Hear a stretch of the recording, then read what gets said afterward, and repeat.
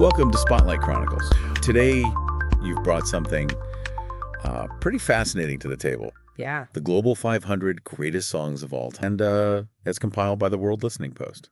Yeah. This is a fascinating one. Yeah, and what we're going to do today is really get into like what makes this list so special. Yeah. And it's a conscious effort to look beyond the usual English language focus Absolutely. and consider exceptional music from across the globe. Yeah, and really kind of broaden our understanding of what makes a song great and kind of, get outside of our own little bubbles. Yeah, and so we're going to explore some of these surprising choices. Yeah. The incredible stories behind them. Right. What this list can kind of tell us about how music resonates across different cultures. Mm-hmm. So think of this deep dive as your own personal, Sonic journey, right? Yeah. Revealing hidden gems and familiar tunes in a brand new light. Oh, I love that. Okay, so let's unpack this a little bit.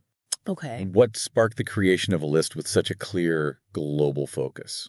What's interesting here is this idea that, the creator of this list had spent a lot of time reviewing new music. Mm-hmm. And a lot of it was from, diverse linguistic backgrounds. I mean, they feature artists singing in over 100 languages on their site. Wow. And they began to realize that there was just this wealth of exceptional songs from all eras that really kind of got overshadowed in, Right. kind of the more Anglo-centric lists. Yeah. So this project was kind of born out of that desire to give these songs their due. That makes a lot of sense. Yeah. It's about acknowledging that, musical brilliance Right. isn't confined to, one language or one part of the world. Exactly. And as you pointed out, this isn't your run-of-the-mill, best of list. Right. What sets this one apart. I think if we kind of look at the bigger picture, Mm. a lot of the greatest songs lists that are out there, while they can be enjoyable, Sarah? they tend to reflect certain biases, Mhm. So, they might lean heavily toward, certain genres like rock or pop, or focus on more recent decades. Sure. Or crucially, they tend to prioritize songs that are in English. Yeah. And so, this list actively pushes back against that Yeah. and tries to embrace this truly global perspective. Yeah. And which, when you really think about it, Yeah. it highlights a pretty significant imbalance. Right. And I remember reading some figures actually about this whole kind of dominance of English. Yeah, you're right. The creator points out that English is only the primary language for about 6% of the world's population, Wow. which is pretty astonishing. Yeah. And even if you factor in people who speak it as a second language, you're still only talking about 15% or so globally. Right. So it's still a relatively small percentage. Yeah. And so this list is really a response to that. It's trying to create this more representative picture of musical excellence. That really reframes how you think about these kinds of lists, doesn't it? It does, yeah. So how do they even begin to tackle such a monumental task? Right. I mean, what kind of information did they compile Yeah. for each of these 500 songs? Well, this kind of raises the question about the depth of their research, right? Mhm. So each of the 500 entries is actually quite detailed. Oh, wow. So they list, for every song, the artist and title, of course, Mhm. the credits for the lyrics and the music, the country or countries of origin, the language that it's performed in, and the year it was performed. Okay.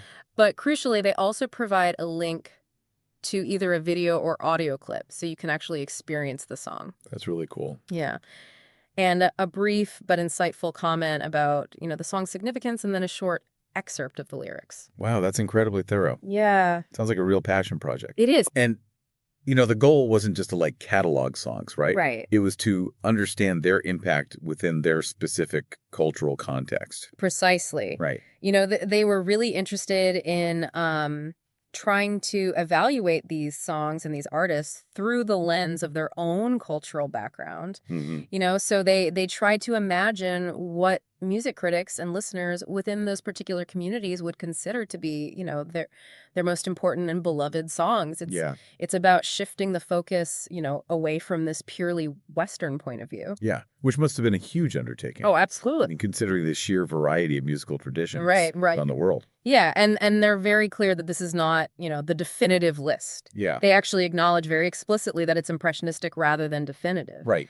And they even suggest that there are thousands more songs that could justifiably claim a spot in a top 500. Their research indicates maybe as many as 10,000 songs 10,000. could be considered of that caliber. That's incredible. Yeah. That really underscores the incredible richness and diversity of global music. Yeah. So with such a broad scope, Yeah. the research process must have been really intensive. Yeah. They describe, venturing into territories that were less familiar to them to make sure that they were being accurate, Right. and they often consulted multiple sources for each entry. Wow. Sometimes they say a single reliable source was all that they could find.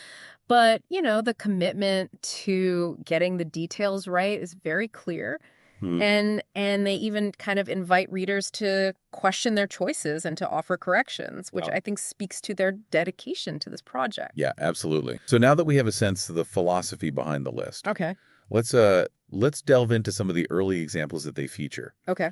And it's the very first one. Yeah. Is Like a Rolling Stone by Bob Dylan. So why include such a well-known English language song Right. in a list with this kind of global aim? Well, I think that's a crucial question to start with. Yeah. Because it kind of gets to the heart of what they're trying to do here. Right. While it's undeniably an American song in English, like Rolling Stone, is included because it's seen as a kind of pivotal moment in popular music history, it really kind of broke the established rules of songwriting with its length and its lyrical complexity and its fusion of folk and rock elements. Yeah. And it set a new standard that really resonated far beyond the U.S. And the list even connects its impact to, Dylan's Nobel Prize in literature later on. That's interesting. And that opening question, how does it feel? That has a real universal resonance. It prompts reflection not just on personal relationships, but on kind of broader societal shifts. Absolutely. It definitely had a profound impact. Yeah. Both musically and lyrically. Okay, so next on the list is Pata Pata by Miriam Makeba. Okay. From South Africa. Yes.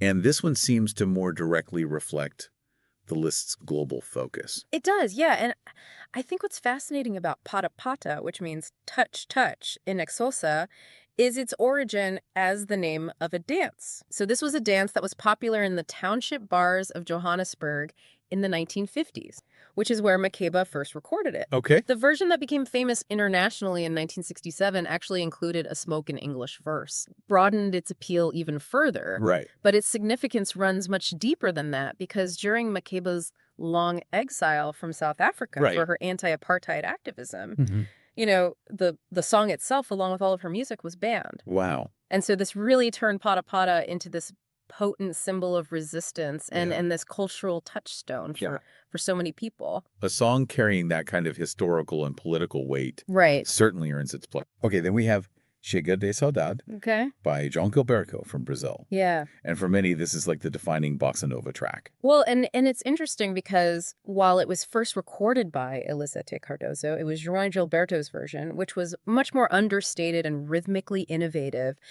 that really kind of launched bossa nova onto the world stage. Right. And it cemented his place alongside Antonio Carlos Jobim and Vinicius de Moraes as the essential figures of the genre. Right. And the song really beautifully encapsulates this Portuguese concept of saudade, which is this complex emotion that encompasses yearning and nostalgia and a kind of hopeful longing. And Gilberto's gentle guitar work and vocals just perfectly evoke this feeling. And I think, while it is culturally nuanced, it resonates universally with, anyone who has experienced longing. That's the incredible power of music, isn't it? It is. To convey these deep, complex emotions that transcend language. So the list also features Milord by Edith Piaf. Yes. So what makes this French chanson so globally significant? Well, for those who aren't familiar, a chanson is a French song that's often characterized by its narrative storytelling and its kind of expressive delivery. Okay. And Milord is considered one of Piaf's most iconic and perfectly realized chansons, right up there with classics like La Vie en Rose. Yeah. And it's this really vivid piece of storytelling that, may draw on elements of her own life and the narrative of, a working class woman in a port city observing and then falling for this upper-class English lore, it creates this compelling human drama that transcends geographical boundaries. Yeah. And Piaf's voice is so incredibly emotive that it brings the story to life in a way that anyone can connect with. Yeah, you can almost see the story unfolding. I mean, you can. As she's singing. Absolutely. The voice was so raw and powerful. It is, yeah. Okay, so the last of these early examples is Lag Ja Gail by Lata Mangeshkar. Yes. From India. Yes. And she was such a dominant and beloved figure in Indian music. Oh, absolutely. She's often called the Nightingale of India. Yeah. And for good reason. Yeah. And she was a truly seminal figure. Her voice defined generations of Indian cinema. Wow. And Lag Ja Gail, which translates to Embrace Me, is this deeply moving Hindi song about the preciousness of the present moment. Okay. It suggests that, a meeting with a loved one might be the last. Wow. And although it was featured in a film originally, its musical roots actually lie in this classical Dadra style of Indian music, which often features expressive melodies and rhythmic variations. Okay. And Mangeshkar's extraordinary talent really elevated Bollywood playback singers, those who sing the songs for the actors in the films, to major stardom in their own right.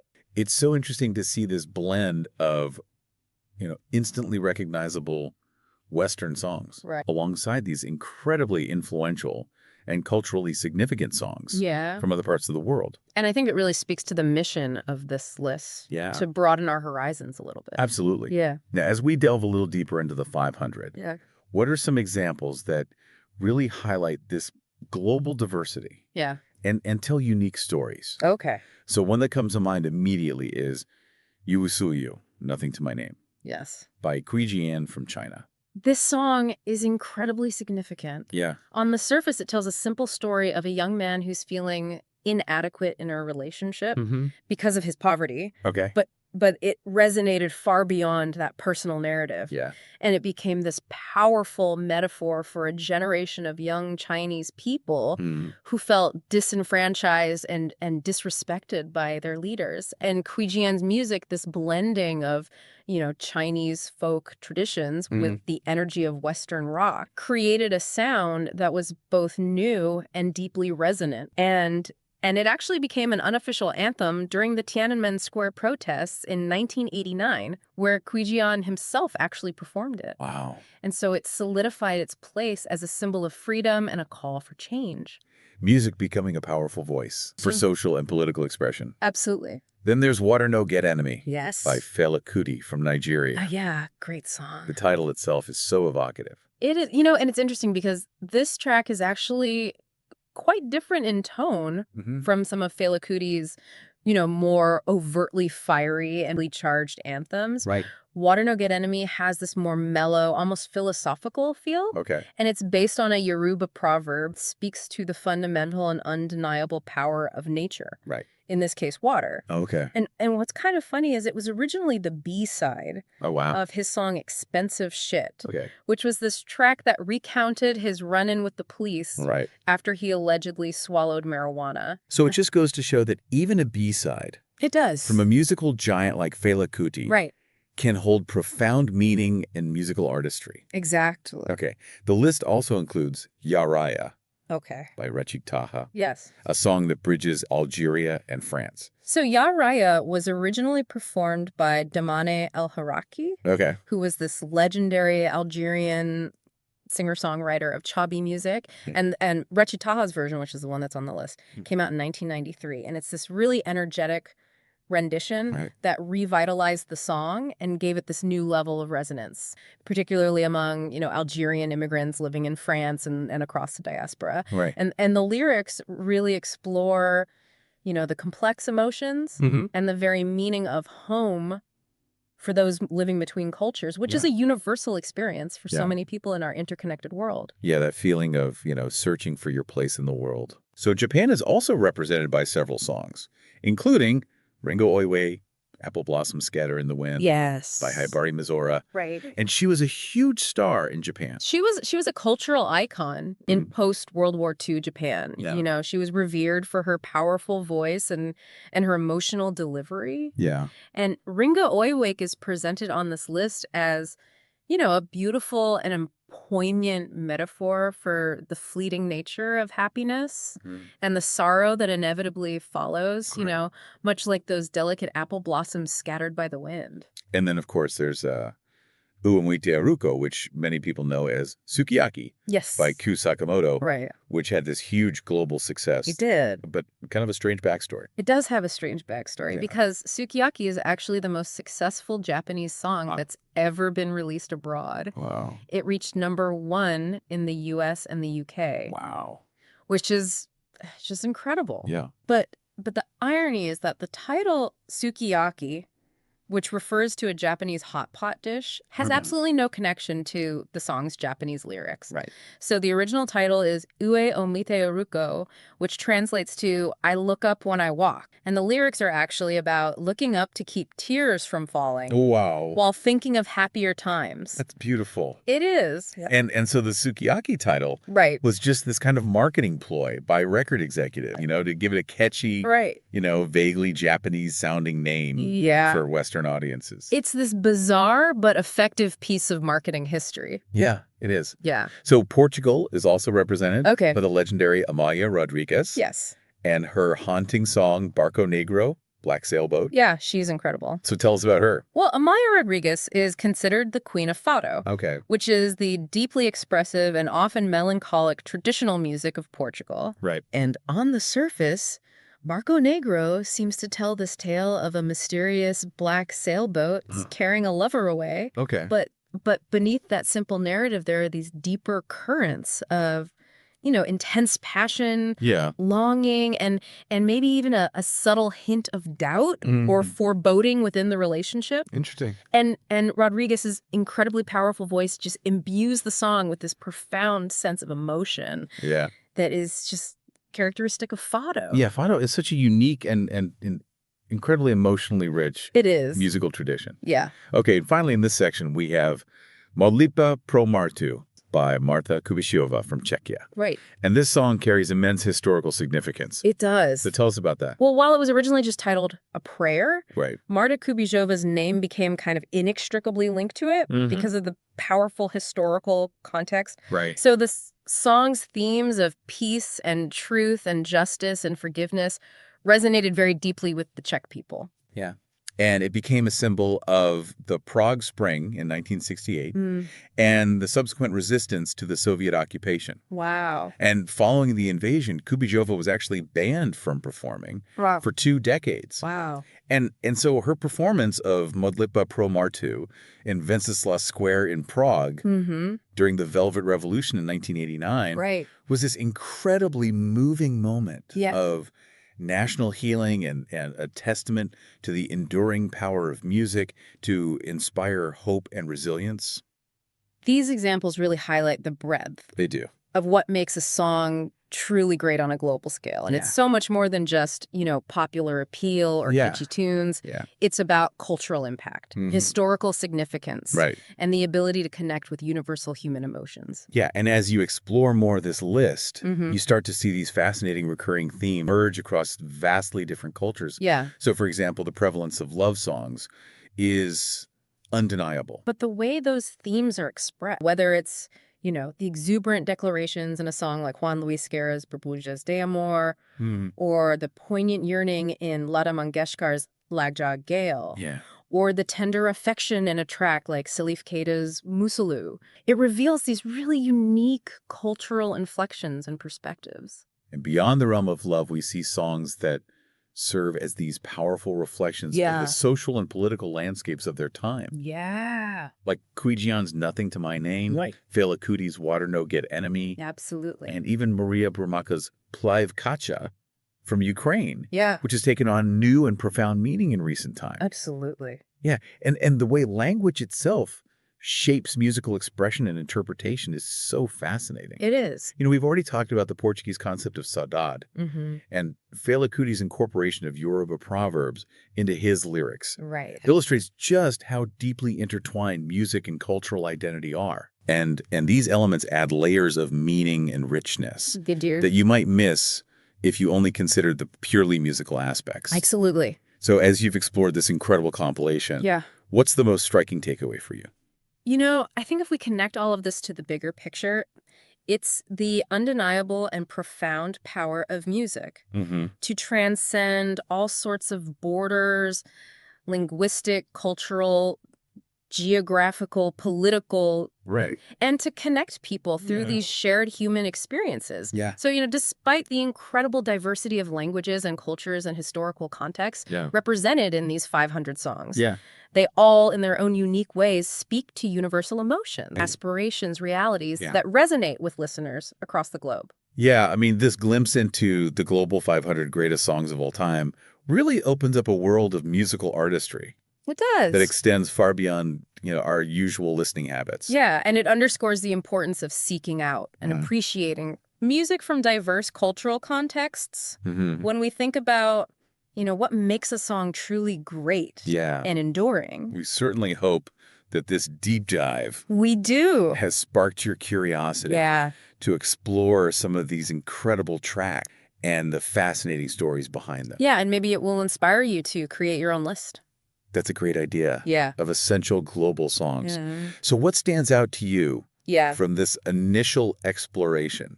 Yeah. What other corners of the world might hold musical treasures just waiting to be discovered? Right. This is really just the beginning It is. of a much larger and richer musical conversation. It is, yeah. Thanks for joining us on Spotlight Chronicles.